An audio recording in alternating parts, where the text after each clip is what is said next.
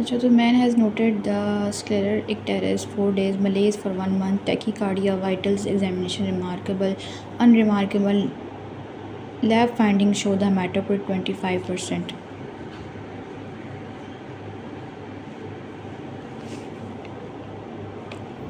Haematocrit का मतलब है कि उसके आरबीसीज़ कम हो गए हैं, ठीक है। आरबीसीज़ कम हो गए हैं क्योंकि हेमाटोक्रिट आरबीसीज़ को शो करता है, आरबीसीज़ उसके कम हैं।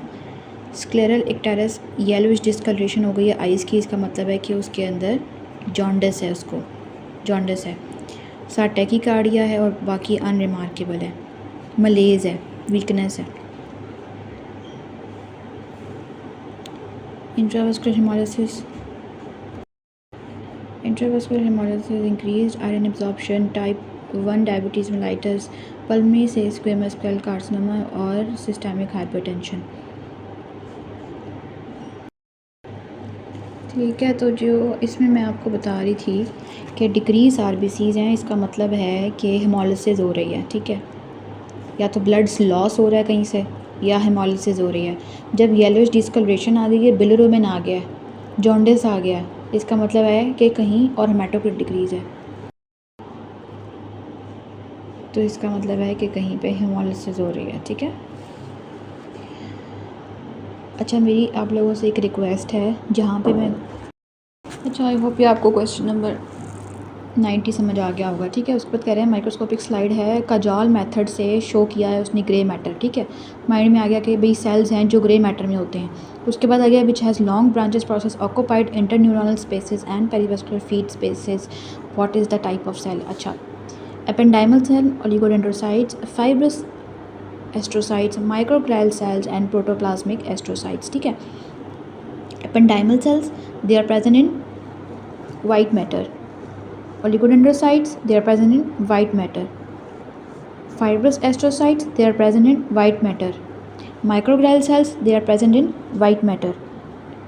Protoplasmic astrocytes, they are present in grey matter, ठीक है। ग्रे मैटर के अंदर सेल्स हैं और उसके बाद ग्रे मैटर के सेल्स हैं वो बाकी क्या शो कर रहे हैं, वो पेरिवेस्कुलर फीड स्पेसेस। तो ये सारा कुछ एस्ट्रोसाइट्स मतलब इनके कोई ना कोई जो है वो प्रोसेसेस हैं, ठीक है। जिनके प्रोसेसेस होते हैं ना, ब्रांचेस प्रोसेसेस, एस्ट्रोसाइट्स वो होते हैं, ठीक है। बाकी इनके फंक्शंस तो आपको पता ही होंगे, माइलिनेशन करता है ओलिगोडेंड्रोसाइट्स, ठीक है।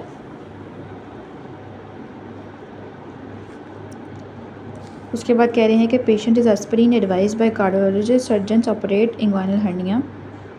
माइक्रोग्लियल सेल आपको पता है कि मैक्रोफेजेस होते हैं, इसमें प्रोटेक्शन अगेंस्ट इन्फेक्शन देते हैं। Aspirin as advise by cardiologist surgeon wants to operate on his inguinal hernia, how many days prior to surgery aspirin should be. तो एस्पिरिन जो है वो हमने 1 वीक 7 to 9 डेज़ में बंद करनी होती है। सेकंड जो 2 वीक्स के पहले हमने लिथियम बंद करनी होती है। 3 वीक्स पे हमने मोनो अमाइनेज ऑक्सीडेज जो इनहिबिटर्स हैं उनको रोकना होता है। और 4th वीक पे हमने जो है वो एस्ट्रोजन पिल्स 4th वीक पे रोकनी होती हैं। A female with the coarse facial features, gap between incisors and spade-like hands. अच्छा, तो आपको मैं बता रही हूँ कि स्पेड जो होता है ना, स्पेड लाइक हैंड्स, ये जो है ना, ये आप और ये कोर्स और इनके इंसाइजर्स में स्पेस होती है। 2 इंसाइजर्स हैं, उनके अंदर स्पेस है। कोर्स लाइक फीचर्स जैसे बड़े बड़े लोगों के फीचर्स होते हैं, और लड़की है ना कि लड़की है और बड़े बड़े लोगों जैसे फेस है उसका। स्पेड लाइक बड़े बड़े ऐसे अजीब से बड़े बड़े हैंड्स हैं, स्पेड लाइक हैंड्स, जैसे पंजा जैसे कोई होता है, जैसे जाला टाइप हैंड्स हैं, तो वो क्या है, एक्रोमेगैली, ठीक है। Happens to muscles involve in disease is enlargement, muscles की एनलार्जमेंट होगी ड्यू टू एक्रोमेगैली। उसके बाद कह रहे हैं कि firm stroke or pointed object is applied on the skin, there is the spreading redness due to the arterial dilatation, this response is histamine release, mechanical stimulation, tissue injury, Cannon and axon reflex. आप मुझे बोलेंगे कि भाई ये तो 1 2 3 4 5 ये सारा कुछ हो रहा है क्योंकि उस बंदे ने उसको मारा है, स्ट्रोक किया है पॉइंटेड ऑब्जेक्ट से, तो इसमें ए कैसे है आंसर। उसने आपको बताया हुआ है कि रेडनेस उसकी फैल गई है, आर्टीरियोलर डायलिटेशन की वजह से। इस रिस्पॉन्स को क्या कहते हैं? इस रिस्पॉन्स को हम एक्सॉन रिफ्लेक्स कहते हैं, या हम ट्रिपल रिस्पॉन्स भी कहते हैं। ठीक है, जब भी किसी को स्ट्रोक होता है तो उसके अंदर 3 चेंजेस आती हैं। सबसे पहले वहाँ पे रेडनेस होती है, और जो रेडनेस और स्वेलिंग होती है वो हिस्टामिन की वजह से होती है। ठीक है, फिर उसके बाद जो है वो फ्लेयर आता है, फ्लेयर जिसको कहते हैं आर्टीरियोलर डायलिटेशन, और उसके बाद जो है वो भी हिस्टामिन की वजह से होता है। ठीक है, सबसे पहले ये देखें, रेड लाइन बनेगी, आपने किसी को मारा रेड लाइन हो जाएगी। ठीक है, विजुअलाइजेशन हो जाएगी हिस्टामिन की वजह से। उसके बाद आ जाएगा व्हील, जो एडीमा करते हैं जिसको कहते हैं, वो भी हिस्टामिन की वजह से होगा। फिर उसके बाद आएगा flare, flare is arterial dilatation. ठीक है, लेकिन एक्सॉन के जो डिफ्रेंशिएटिंग पॉइंट है ना, वो ये है स्प्रेडिंग ऑफ रेडनेस। रेडनेस अब फैल गई है उस एरिया में, वो लोकलाइज नहीं रही, वो फैल गई है, वो है एक्सॉन रिफ्लेक्स। ठीक है, उसको कहते हैं, ये जो बियॉन्ड द रेड लाइन फैलेगा वो है एक्सॉन रिफ्लेक्स। ठीक है, उसके बाद कहते हैं कि iron transport in body by, हमें पता है भाई ट्रांसपोर्टर आयरन का ट्रांसफेरिन है। ठीक है, ट्रांसपोर्ट होती है आयरन इन ट्रांसफेरिन की फॉर्म में। एक्सेस आयरन को स्टोरेज कैसे करते हैं? हेमोसिड्रिन। नॉर्मल आयरन जो है वो फेरेटिन की फॉर्म में स्टोर होती है। During laparotomy which layer would surgeon encounter between peritoneal layer and the transverse abdominis? तो सबसे पहले आप इसमें आंसर है ट्रांसवर्स फेशिया। सबसे पहले तो आपको लेयर्स पता होनी चाहिए। सबसे पहली लेयर होती है स्किन, दूसरी लेयर होती है Camper fascia which is the fatty layer, उसके बाद होता है Scarpa fascia which is the membranous layer. ठीक है, सबक्यूटेनियस की 2 लेयर्स हैं, कैम्पर फेशिया और स्कारपा फेशिया। उसके बाद जो है वो थर्ड होती है हमारे पास सुपरफिशियल इन्वेस्टिंग लेयर होती है, जो होती है हमारी एक्सटर्नल ओब्लीक से पहले। ठीक है, उसके बाद आती है हमारी एक्सटर्नल ओब्लीक के बाद आती है इन्वेस्टिंग लेयर। उसके बाद हमारे पास मसल आता है, मसल इंटरनल ओब्लीक आता है, इंटरनल ओब्लीक के बाद होती है डीप इन्वेस्टिंग लेयर, और इसके बाद हमारे पास आता है ट्रांसवर्स एब्डोमिनस मसल आता है। ट्रांसवर्स एब्डोमिनस के बाद हमारे पास ट्रांसफेरालिस फेशिया आता है। ठीक है, और ट्रांसफेरालिस फेशिया के बाद हमारे पास पेरिटोनियल लेयर आती है। ठीक है, और पेरिटोनियल लेयर से पहले हमारे पास एक्स्ट्रा पेरिटोनियल फैट भी होती है। ठीक है, तो अब हमें क्या पता चला कि ट्रांसवर्स एब्डोमिनस मसल और पेरिटोनियल लेयर के दरमियान में जो लेयर है इट इज़ ट्रांसफेरालिस फेशिया। इसकी बहुत अच्छी पिक्चर है, मैं अभी आपको शेयर करती हूँ आप लोगों को, वो प्लीज़ देखिएगा। जो मैं एमसीक्यू यहाँ बताती हूँ उसका कम्युनिटी में जाके एमसीक्यू की पिक्चर देखा करें। ठीक है, उसको पढ़ लिया, सुन लिया और पिक्चर देख ली, क्या किया आपने? 3 स्टेप्स कर लिए और वो कहाँ चला गया? आपकी लॉन्ग टर्म मेमोरी में। Okay, semen is inclined, vaginal secretion is acidic, what the semen is inside the vagina? अच्छा एक चीज़, एक की pH डिक्रीज़ है, एक की pH बहुत ज़्यादा है, तो जब ऑब्वियसली जब ज़्यादा वाली चीज़ जाएगी किसी में तो वो उसकी pH को अल्कलाइन कर देगी। ठीक है, तो ये देखें pH जो वजाइना की है वो 3.8 to 4.5 है। ठीक है, और सीमन की होती है 7.1 to 8। तो इसने क्या किया? इसने pH को अल्कलाइन कर दिया। ठीक है, 5 to 6 अल्कलाइन हो गई, 3.8 to 4.5 वेजाइनल, सीमन का 7.1 to 8.5, और जब वो दोनों मिलेंगे तो हो जाएगा 5 to 6 pH of the female. ठीक है, उसके बाद कह रहे हैं कि भाई radiation can affect the blood vessel cells because they are the most rapidly dividing cells. ठीक है, आपको पता है कैंसरस सेल उसी को अफेक्ट करेंगे,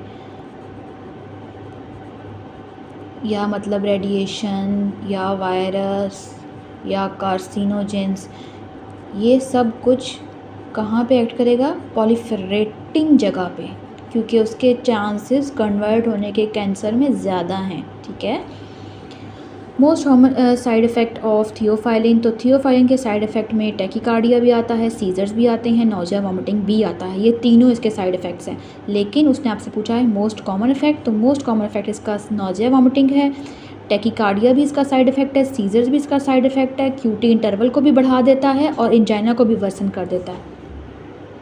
ये इसके सारे बहुत इंपॉर्टेंट साइड इफ़ेक्ट्स हैं। इसके साइड इफ़ेक्ट्स बहुत बार बार आते हैं, ये याद कर लें आप लोग। In the basic condition the cardiac muscles uses which energy, तो कार्डिक मसल जो यूज़ करते हैं वो फैट्स है, और उसके बाद ब्रेन सेल्स कार्बोहाइड्रेट मतलब कि ग्लूकोज को यूज़ करते हैं, और अगर स्टारवेशन चल रही हो तो ketone bodies. Patient rheumatic heart disease है, चाइल्डहुड न्यू अच्छा रोमैटिक हार्ट डिजीज़ में आपको हम बहुत अरसे से पढ़ते जा रहे हैं कि भाई rheumatic heart disease mitral valve involvement, तो माइट्रल स्टीनोसिस हो गई। अब ये पूछ रहा है कि डायग्नोसिस पूछा है उसने। ये जो लफ्ज़ होते हैं ना इनको गौर से देखा करें। डायग्नोसिस पूछा है उसने, ये नहीं पूछा कि उसकी हिस्टोलॉजी क्या होगी। हिस्टोलॉजी उसकी एश ऑफ बॉडीज़ होंगी। Aschoff bodies is diagnostic for rheumatic heart disease but they are not diagnostic for mitral stenosis. उसको क्या मरमर हो गया है, उसको न्यू माइट्रल स्टीनोसिस मरमर हो गया है, लेकिन रोमैटिक हार्ट डिजीज़ की हिस्टोलॉजी पूछें तो Aschoff bodies. True about agonist, तो agonist they have affinity and efficacy only intrinsic activity ionic bond have. अच्छा, एगोनिस्ट कौन होता है? जिसके पास उस जगह के लिए अफिनिटी भी हो और वही सेम उसकी इंट्रिंसिक एक्टिविटी भी हो। तो इसका आंसर है अफिनिटी एंड इंट्रिंसिक एक्टिविटी, जिसके अंदर इन बॉन्ड वही क्वालिटीज़ हैं जो एक एगोनिस्ट में होती हैं। इनेट, ठीक है। Cardiac output in heavy exercise augmented by the increase ventricular contraction. जब आप लोग एक्सरसाइज करेंगे ऑक्सीजन डिमांड बढ़ जाएगी, बॉडी को ज़्यादा ऑक्सीजन चाहिए होगी, हार्ट ज़्यादा कॉन्ट्रैक्ट करेगा तो ही वो उस चीज़ को ओवरकम कर सकेगा। Diffusion capacity of the pulmonary capillaries increase in, तो diffusion capacity of the pulmonary capillaries increase जब होंगी जब बहुत ज़्यादा आरबीसीज हो जाएंगे, ठीक है, बहुत ज़्यादा आरबीसीज हो जाएंगे तो उनकी कैपेसिटी बढ़ जाएगी क्योंकि ब्लड बहुत ज़्यादा उसके पास आ रहा है। तो वो डिफिन कैपेसिटी फ्रॉम, आपको पता है कि जहाँ पे भी ग्रेडियंट जब ग्रेडियंट ज़्यादा होगा तो कैपेसिटी डिफिन कैपेसिटी बढ़ती है जब तक ग्रेडियंट ज़्यादा होता है, ठीक है। हाँ, उसके बाद वो कह रहे हैं कि एस्थमा में आप कहेंगे कि भाई एस्थमा भी तो ऑब्स्ट्रक्टिव डिजीज़ है, इसमें भी तो रिफिन कैपेसिटी बढ़ जाती है, लेकिन जिसमें ज़्यादा बढ़ेगी ऑब्वियसली हम उसकी बात ज़्यादा करेंगे, और क्योंकि इसमें लार्ज वॉल्यूम होता है एयर का, ठीक है, तो इसलिए आप कहेंगे कि भाई एस्थमा हो सकता है, लेकिन इसमें पॉलीसाइथीमिया जो है वो ज़्यादा सिग्निफिकेंट इफेक्ट आता है उसमें। A man has the hyperbaric oxygen for 24 hour, तो ये आपने सुना होगा आईसीयू में जिन्होंने काम किया है तो उनको बोलते हैं कि भाई हाई वॉल्यूम ऑक्सीजन पेशेंट को नहीं देनी होती क्योंकि वो उसको स्पॉन्टेनियस नीमोथोरैक्स करा देगा, ठीक है। ज़्यादा ऑक्सीजन जाएगी तो उसके लंग्स फट जाएंगे obviously. Specific PTH function is inhibit excretion of phosphate, inhibit synthesis, act on adenyl cyclase, inhibit distal, increase sodium absorption। एक तो उन्होंने आपसे पूछा है पीटीएच के फंक्शन। पीटीएच का फंक्शन क्या है? इंक्रीज कैल्शियम सीरम में, डिक्रीज फॉस्फेट लेवल्स, ठीक है, तो वो इंक्रीज करता है फॉस्फेट लेवल की एक्सक्रीशन, तो ये गलत हो गया। Inhibit synthesis, no it promote the it synthesis, ठीक है। और एक्ट थ्रू एडिनाइल साइक्लेज, ये ठीक है, एडिनाइल साइक्लेज के थ्रू ये एक्ट करता है, लेकिन इट इज़ नॉट स्पेसिफिक, तो बहुत ज़्यादा हार्मोन्स है जो एडिनाइल साइक्लेज के थ्रू एक्ट करते हैं, ठीक है। Inhibit the distal potassium excretion, तो उसका पोटाशियम से कोई ताल्लुक़ नहीं होता, ज़्यादा इसका कैल्शियम और फॉस्फेट का ही मसला है। इंक्रीज़ कैल्शियम री एब्जॉर्प्शन, जब कैल्शियम की एब्जॉर्प्शन बढ़ेगी तो कैल्शियम का लेवल जो है वो बॉडी में बढ़ेगा इसी तरह से, ठीक है। उसके बाद जो female came to the thalassemia trait है, उसके बाद कह रहे हैं कि बंदा उसका पहला बच्चा जो था वो उसको पहले बच्चे को थैलेसीमिया मेजर था, तो अब जो है वो बंदी प्लान करने लगी है बच्चा, तो वो कैसे होगा। तो इसमें ये है कि थैलेसीमिया मेजर का मतलब है कि इसका हस्बैंड भी थैलेसीमिया ट्रेट है, थैलेसीमिया ट्रेट है दोनों में, तो बच्चा मेजर हुआ है ना, तो इसका मतलब है कि 20, 50, 25 का ग्रेड होगा जिसमें ये थैलेसीमिया जो है वो 25 बच्चे जो हैं वो उसके अफेक्टेड होंगे, जो 50 हैं वो कैरियर होंगे और 50 में कोई भी अफेक्टेड 25 जो हैं वो अफेक्टेड नहीं होंगे, ठीक है। तो इसमें आ गया 25 उसके डिजीज़्ड होंगे, 50 उसके कैरियर होंगे और 25 उसके अनअफेक्टेड होंगे, ठीक है। तो अब आप इसमें मुझे बोलेंगे कि भाई सी भी तो ठीक है, 25% अनफेक्टेड है। तो उसने आपसे पूछा है रिस्क। जब कोई रिस्क पूछ रहा तो आपने उसमें उसको बताना ना कि रिस्क क्या है। ये थोड़ी बताना ये तो खुशखबरी है, ये तो अच्छी बात है कि 25% अनफेक्टेड होंगे। उसने रिस्क पूछा है तो रिस्क में आप बताएंगे भी 25% डिजीज़्ड होंगे। उसमें कह रहे हैं कि 108 में 60 year old with the painless testicular swelling. अच्छा 60 ईयर ओल्ड बंदा आएगा ना, 60 ईयर ओल्ड बंदा, painless swelling, testicular, lymph nodes, तो ये होगा lymphoma. Old patient, painless swelling, testicular swelling with mature stem cells, it is teratoma. Okay. अच्छा, और जो सेमिनोमा होता है उसमें बच्चा होता है, लड़का होता है, ठीक है, यंग एज होती है, वो सेमिनोमा होता है। S2 is the hard as compared to S1. It has more frequency, it has more duration, it has more dullness and has less frequency. अच्छा, ये S2 जो होती है वो शॉर्ट होती है और उसकी फ्रीक्वेंसी ज़्यादा होती है, ठीक है। तो लिखा हुआ भी S1 hard has more, S1 की ड्यूरेशन ज़्यादा होती है तो इसकी ड्यूरेशन कम होती है और ये फ्रीक्वेंसी इसकी ज़्यादा होती है, पिच ज़्यादा होती है ना। 8 मंथ है, presented with alternating episodes of obstruction, diarrhea, ठीक है। Radiological segment show the ganglionic cells absent है। भाई बच्चा, छोटा बच्चा, बिल्कुल छोटा बच्चा डिजीज़ के साथ आता है ना, तो आपने दिमाग में कॉन्जेंटल डिजीज़ के बारे में सोचना होता है। छोटा बच्चा है ना, छोटा बच्चा या यंग लड़के, इनके बारे में कॉन्जेंटल डिजीज़ के बारे में सोचना होता है। ओल्ड पेशेंट आए तो कैंसर के बारे में सोचना होता है, बहुत पुरानी हिस्ट्री चल रही हो तो भाई ये बच्चा है जो है, इसकी बायोप्सी में absence of ganglionic disease cells हैं। इसमें जो मीसनर्स और ऑबर जो प्लेक्सिस होता है वो इनमें नहीं होता, जिसकी वजह से जो इसकी डायलिटेशन हो जाती है, ठीक है। जो आपको पता है कि जो गट की जो मूवमेंट होती है उसकी मोटिलिटी होती है, ये कंट्रोल करते हैं, तो वो है ही नहीं उसे, तो इसलिए हर्शपंक डिजीज़ हो गई। Pointed object touch to foot sudden withdrawal reflex is multisynaptic. अच्छा, इसमें ना 2-3-4 होते हैं, ये देखें। स्ट्रेच रिफ्लेक्स होता है, मोनोसाइनेप्टिक। स्ट्रेच रिफ्लेक्स क्या है कि ना आपको उन्होंने जो है वो नी रिफ्लेक्स होता है ना, नी रिफ्लेक्स, उसको स्ट्रेच रिफ्लेक्स कहते हैं कि बंदे को स्ट्रोक किया है उसने नी पैटला पे, तो उसके जो क्वाड्रेटस होते हैं वो एक्सटेंड कर देते हैं उसके नी को, सही है। तो ये हो गया नी रिफ्लेक्स। इन्वर्स स्ट्रेच रिफ्लेक्स, ये जो इन्वर्स स्ट्रेच और ये मोनोसाइनेप्टिक जो होते हैं 1 अल्फ़ा लेके जाते हैं, 1 अल्फ़ा लेके जाते हैं। 1 अल्फ़ा आपको बताया था ना, फास्ट होते हैं ये लोग, फास्ट नर्व फाइबर्स होते हैं। इन्वर्स स्ट्रेच रिफ्लेक्स जो होता है वो डायसिनेप्टिक होता है, जो होता है गोल्जी बॉडी टेंडन से ना। तो वो ये है कि बंदे ने किताबें पकड़ी हुई हैं और उसने और 5-6 किताबें और ऊपर रख ली हैं, बॉडी से उसने सहा नहीं गया, बॉडी ने सारी किताबें नीचे गिरा दी। तो ये सिंपल है भाई, ऑर्डर आया तो डायसिनेप्टिक हो गया।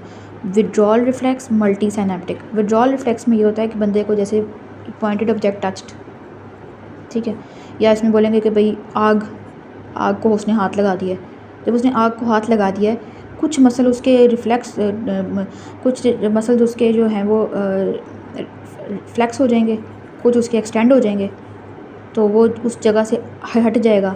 विड्रॉल रिफ्लेक्स का वर्ड यूज़ हुआ है ना, बंदे ने वहाँ से जगह से विड्रॉ कर लिया, उस जगह को हट गया वहाँ से, तो वो मल्टी साइनेप्टिक है। कुछ मसल उसके फ्लेक्स हो रहे हैं, कुछ एक्सटेंड हो रहे हैं, तो वो मल्टी साइनेप्टिक है। तो मल्टी साइनेप्टिक 2, 3, 4 वाले लेके जाते हैं। GTO जो है वो 1B लेके जाते हैं, ठीक है। 2, 3, 4 में क्या है, जो 2 हैं वो शो करते थे टच और प्रेशर को, और 3 और 4 पेन और प्रेशर को शो करते हैं। हाइमन एपिथेलियम, तो अच्छा हाइमन जहाँ पे होती है आपको पता है ना, वजाना के पास होती है, तो उसकी भी वजाना से जैसी ही होती है, ठीक है। तो इसकी है स्ट्रेटिफाइड स्क्वेमस, ठीक है। और अगर स्ट्रेटिफाइड स्क्वेमस अगर वजाइना का पूछ रहे हो तो उसमें जो आपको पता है इलास्टिक फाइबर्स वगैरह के बारे में मेंशन किया हो तो वो वजाइना होगी। सीरस सेल्स आर, तो सीरस सेल्स जो होते हैं वो ईओसिनोफिलिक ग्रैन्यूल्स भी होते हैं और न्यूक्लियाई पुश टू बेस भी होते हैं, ठीक है। तो इसमें जो डिस्टिंग्विशिंग फैक्टर है ओबियसली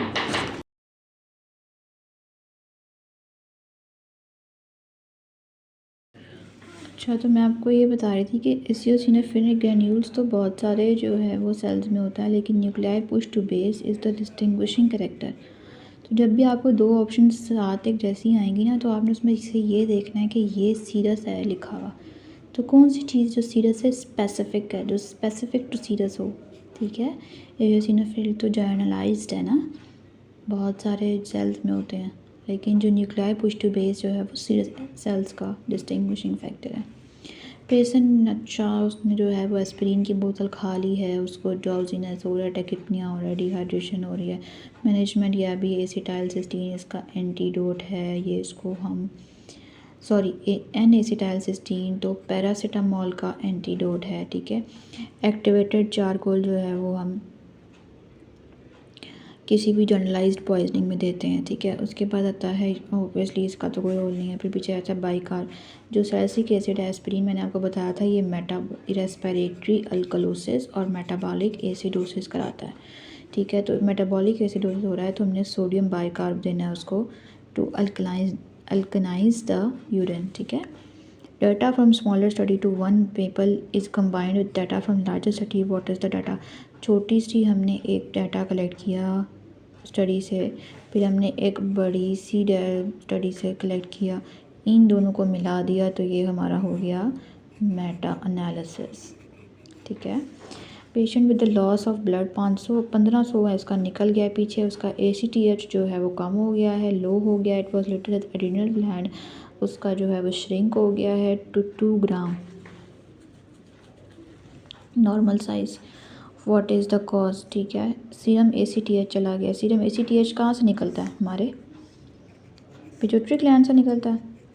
पिट्यूटरी ग्लैंड की जो है वो लो हो गया है, ये फीमेल है, इसमें ज़्यादातर ये जो फीमेल लेडी बताया हो, ब्लड लॉस बताया हो, इसमें ACTH लो हो जाओ तो हमने सोचना है कि pituitary gland necrosis link to Sheehan syndrome. Sheehan syndrome में क्या होता है कि भाई उसका ACTH चला गया, ACTH जाने से उसका फिर एड्रीनल ग्लैंड को ACTH का जो कमांड है वो नहीं जाएगी, और उसके बाद देखा कि later it was found adrenal gland का साइज़ भी छोटा हो गया, तो वो जी क्या हो गया अभी, एड्रीनल ग्लैंड का साइज़ छोटा हो गया तो एट्रोफी ऑफ कॉर्टेक्स हो गया। मेडल्ला का इसलिए ताल्लुक नहीं है, मेडल्ला और एपिनेफ्रिन नॉर एपिनेफ्रिन से रिलेटेड है, ठीक है। After image which of the following cause increase sodium and water absorption, ठीक है। तो हमें पता है कि रास जब आ जाता है तो वो फिर आगे से एल्डोस्टेरॉन को बढ़ाता है, जब ब्लड वॉल्यूम डिक्रीज़ होना तो रेनिन इंक्रीज होता है, फिर एंजियोटेंसिन स्टिमुलेटिंग हार्मोन को जो है वो करता है एल्डोस्टेरॉन को, जिसकी वजह से सोडियम और वाटर की एब्जॉर्प्शन होती है और पोटाशियम की एक्सक्रीशन होती है।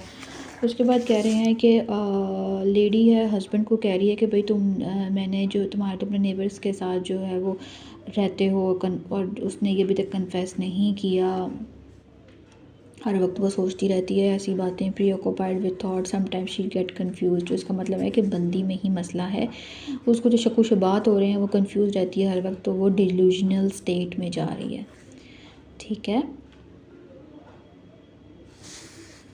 उसके बाद कह रहे हैं कि along with thermoreceptor, pain receptor are also stimulated by the sensation of thermoreceptors क्या होती हैं, जो टेम्परेचर को सेंस करेंगे, ठीक है। जब टेम्परेचर सेंस करते हैं साथ ही पेन रिसेप्टर्स को भी सेंस कर रहे हैं, तो जब एक्सट्रीम या तो बॉइलिंग वाटर होगा या फ्रीजिंग कोल्ड वाटर होगा तो ही पेन होगी ना, ठीक है। आप नोट करिए, जब आप बहुत बर्फ़ पकड़ते हैं, जब आपने हाथ में आइस पकड़ी हो तो थोड़े दिन बाद आपको पेन शुरू रहती है और आप वो फेंक देते हैं, तो वो होता है फ्रीजिंग कोल्ड। बॉइलिंग पे आपको पता चल जाएगा, बॉइल्स बन जाएंगे। फिर following will decrease the chances of edema, तो आपको पता है कि अब पीछे पता था कि एट्रियोलर डायलिटेशन जो है वो कॉजेज एडीमा और atrial constriction decrease edema. venous constriction will also increase capillary hydrostatic pressure thus likely increase chances of edema. तो वेजो कंस्ट्रिक्शन है वो जब कंस्ट्रिक्शन हो गई है, वेजो कंस्ट्रिक्शन हो गया। अच्छा ये मैं बताती हूँ आपको, ये आर्टरियोल है, ये कैपिलरीज हैं, ये वेन्स हैं, आर्टरीज की डायलिटेशन हो गई है, वेन्स की कंस्ट्रिक्शन हो गई है। तो स्टेसिस ऑफ ब्लड किधर हो गया, कैपिलरी में, जिसकी वजह से उसके अंदर लीकेज ज़्यादा हो गई तो एडिमा हो गया। इस तरह से वीजो कंस्ट्रिक्शन और arterial dilatation they makes capillary to ooze out the fluid that will lead to edema। ठीक है। Elder brother is concerned about younger brother because he is having renal tumor। Which tumors mark should be looked for? renal tumor मैंने आपको यौन को भी बताया था, renal tumour कौन कराता है, WT1 विल्म्स ट्यूमर कराता है। ठीक है, WT1 विल्म्स ट्यूमर कराता है which is the renal kidney and gonadal tumour. ठीक है। After the myocardial injury myochemical changes will be seen in hypoxia. तो ऑक्सीडेटिव फॉस्फोरिलेशन हो गई जिसकी वजह से रॉस प्रोड्यूस होते हैं, रेडिकल्स होते हैं जो बॉडी को हार्मफुल होते हैं। कैबरकोलिन मैकेनिज्म ऑफ एक्शन तो ये हमें पता है भाई, D2 एगोनिस्ट है, बहुत ज़्यादा फेमस है, इसका सबको पता ही होगा कि D2 एगोनिस्ट है। डोपामिन एगोनिस्ट अल्फ़ा 2 बीटा 2, भाई ये क्या है, ये है हमारे पास adult HP। 41 hematocrit means that 40% formed element in the blood is RBCs। कुछ लोग इससे कंफ्यूज करते हैं कि 41% का मतलब है कि इसमें WBC RBC प्लेटलेट तीनों हैं और ये हेमाटोक्रेट बना रही है। No, hematocrit is form by RBCs। ठीक है। CSF is absorb by arachnoid degranulation, pial degranulation, oligodendrocyte sinuses Schwann. ठीक है। तो इसकी एब्जॉर्प्शन पूछी हुई है, एब्जॉर्प्शन एरिकनॉइड डिग्रेनुलेशन करते हैं और प्रोडक्शन जो है वो कोरॉइड प्लेक्सिस करता है। ठीक है। और choroid plexus form by ependymal cells in fourth and lateral ventricle. ठीक है। उसके बाद कह रहे हैं कि which pharmacological agent given in assess higher, तो ये हम पढ़ चुके हैं, पैरास्टामोल और versus diuretics. Which structure separates the maternal and fetal blood at last stages, cytotrophoblast, syncytiotrophoblast, syncytiotrophoblast, cytotrophoblast, syncytiotrophoblast and fetal endothelium. तो इसका आंसर है सिंचिटोट्रोपोब्लास्ट एंड एंडोथेलियम। आप मुझे बोलेंगे कि भाई साइटोट्रोफोब्लास्ट और सिंचिटोट्रोपोब्लास्ट ये दोनों मिलके भी तो फीटल ब्लड को सेपरेट करते हैं, लेकिन आपने नोट करना है स्टेटमेंट में लिखा हुआ है लास्ट मंथ, लास्ट स्टेजेस। जब लास्ट स्टेज आती है ना तो साइटोट्रोपोब्लास्ट जो है ना आफ्टर 4 मंथ साइटोट्रोपोब्लास्ट जो है वो इनकॉर्पोरेट हो जाता है, सिंचिटोट्रोपोब्लास्ट में डिसअपीयर होना शुरू हो जाता है और भी इसमें होना शुरू हो जाता है। ठीक है। तो फिर पीछे रहेगी सिंचिटोट्रोपोब्लास्ट प्लस फीटल एंडोथेलियम जो कि सेपरेट कर रही है फीटस को और मैटरनल ब्लड को। सही है। एपिड्यूरल हीमाटोमा स्पेस इन, तो पहले आपको पता होना चाहिए कि है क्या क्या। सबसे पहले होती है बोन, उसके बाद ड्यूरा होती है, उसके बाद एरेक्नॉइड होती है, पाया होता है, उसके बाद ब्रेन होता है। जो बोन होती है उसको हम क्लेवरिया भी कहते हैं। ठीक है। स्कल की ब्रेन को हम क्लेवरिया भी कहते हैं। क्लेवरिया और ड्यूरा के दरमियान में जो स्पेस है वो है एपिड्यूरल स्पेस, जिसको एक्स्ट्राड्यूरल भी स्पेस कहेंगे। ठीक है। जो ड्यूरा और एरेक्नॉइड के दरमियान में है वो है सब ड्यूरल। ठीक है, वो है सब ड्यूरल जो बिलो द ड्यूरा है। एरेक्नॉइड और पाया के दरमियान में, एरेक्नॉइड के नीचे जो नीचे होगी वो सब हो जाएगी। ठीक है। तो एरेक्नॉइड के नीचे है तो सब एरेक्नॉइड, उसके बाद पाया के बाद ब्रेन स्टार्ट हो जाता है। तो इसका आंसर है dura and calvaria which is the bone, which is the skull bone.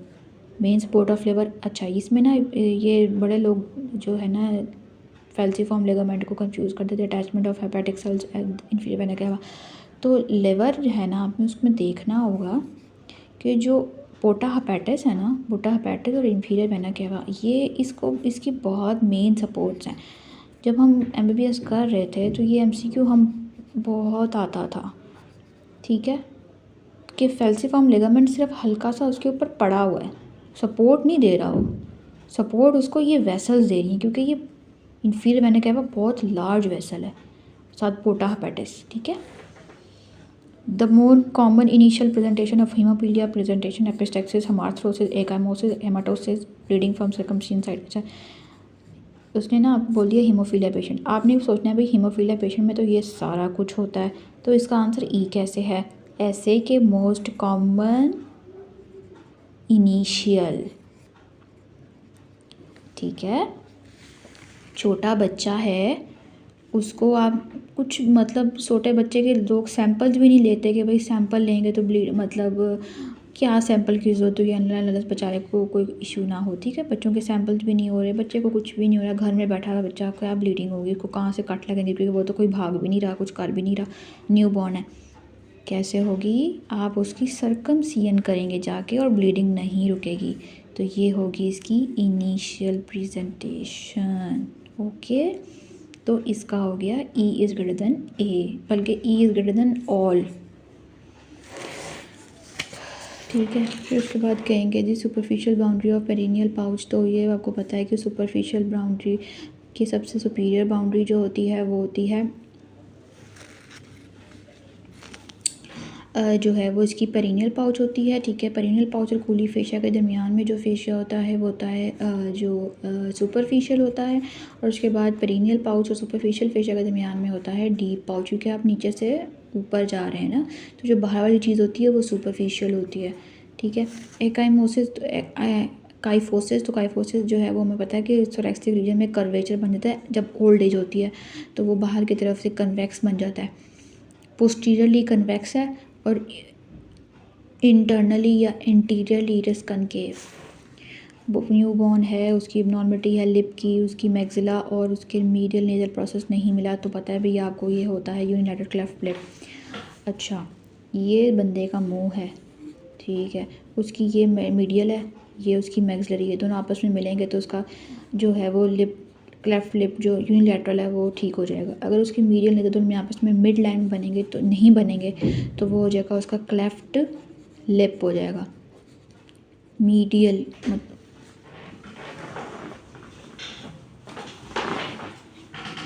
और उसके बाद जो है वो उसका अगर उसमें पेलाटाइन मसला होगा तो फिर इसकी वो पेलाटाइन की मसले होंगे, जब मसल डिवाइड दो सबमेंडिबुलर, ये तो हम बहुत बार पढ़ चुके हैं कि माइलोहायोइड सबमेंडिबुलर ग्लैंड को डिवाइड करता है। Lesser sac regarding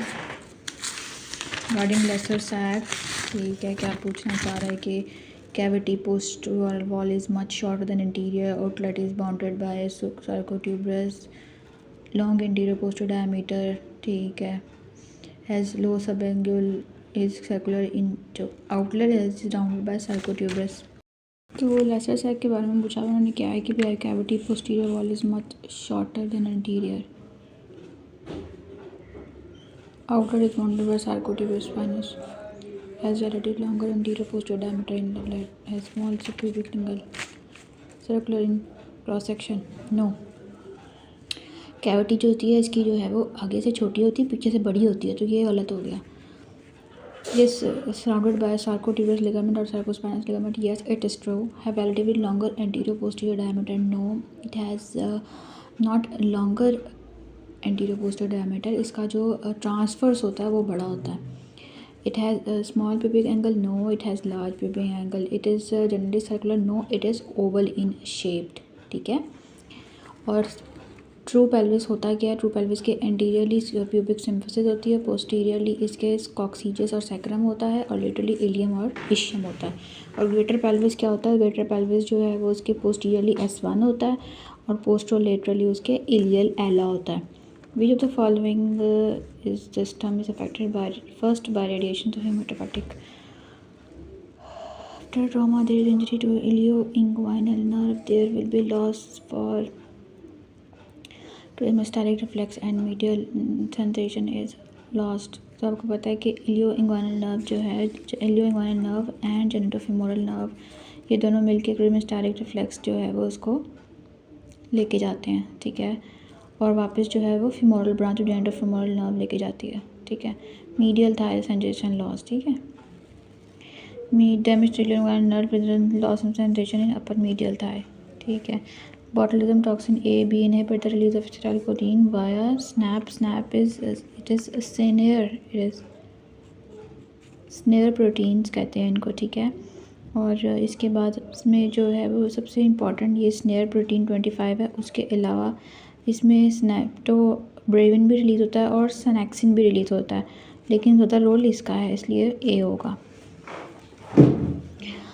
olfactory pathway involve the mitral cells to the olfactory cortex. जो ऑल्फैक्टरी पाथवे होता है, जो मतलब कि नेज़ल के पास ही इसका ऑल्फैक्टरी बल्ब होता है, वहाँ पे ये माइट्रल सेल्स होते हैं जो उसका इंफॉर्मेशन लेके ऑल्फैक्टरी कॉर्टेक्स में जाते हैं। Cold agglutination pneumonia is caused by mycoplasma, ठीक है। तो माइकोप्लाज्मा आपका पास जो है वो एटिपिकल निमोनिया करता है और एग्लूटिनेशन इसमें पॉजिटिव होता है, cold agglutination. Which of the following cause lymphoma C myc, तो हम पढ़ चुके हैं कि भी Epstein Barr virus C myc amplification करता है और N myc neuroblastoma. Young boy have bilateral parotid enlargement due to mumps, तब तक पता नहीं, जिसको लोग उर्दू में कान पेड़े कहते हैं, दोनों साइडों में बायलेटरल पेरोटिड एनलार्जमेंट हो जाती है। Accessory pancreatic duct drain the upper head of the pancreas, तो ये पेनक्रास होता है, उसके अपर हेड पे जो है ये एसेसरी पेनक्रास बन जाता है। Liver necrosis is higher dose caused by, तो हमें पता है कि भाई हायर डोज पैरास्टामोल की लिवर नेक्रोसिस करवाती है और ये लिवर नेक्रोसिस करवाती है 2 to 3 डेज़ में। कीपर है present with flu, x-ray shows bird keepers chlamydia psittacosis, ये तुम पढ़ चुके हैं बहुत बार, ठीक है। 40-year-old last stage of CA fibroid, she tells not tell her family. Her mother condition disease, what you will do, you will tell nothing, ठीक है। जब एक बंदे ने, पेशेंट ने खुद कह दिया कि भाई मुझे नहीं बताना किसी को, तो भाई आप किसी को नहीं बताएंगे। Heart can not be tetanized due to long refractory period, ठीक है। एक एक्शन पोटेंशियल आया है, वो अपना काम कर रहा है, जिसमें ये है कि हाइपरपोलराइजेशन, डीपोलराइजेशन। अगर तो एक्शन पोटेंशियल लॉन्ग ना हो, शॉर्ट हो, तो बार बार जो हैं वो एक्शन पोटेंशियल आए और हार्ट विल बी टेटनाइज्ड। अब पेशेंट, अच्छा इसमें आप कहेंगे कि भाई हार्ट में तो गैप जंक्शंस भी होते हैं, लेकिन उसने टेटनी का बात किया तो उसमें हम ऑब्वियसली एक्शन पोटेंशियल रिलेटेड बात करेंगे, गैप जंक्शन का इसमें रोल नहीं है सच, ठीक है। हम बात, वो जो लाइन पूछ रहा होता है उसके अकॉर्डिंग आंसर है।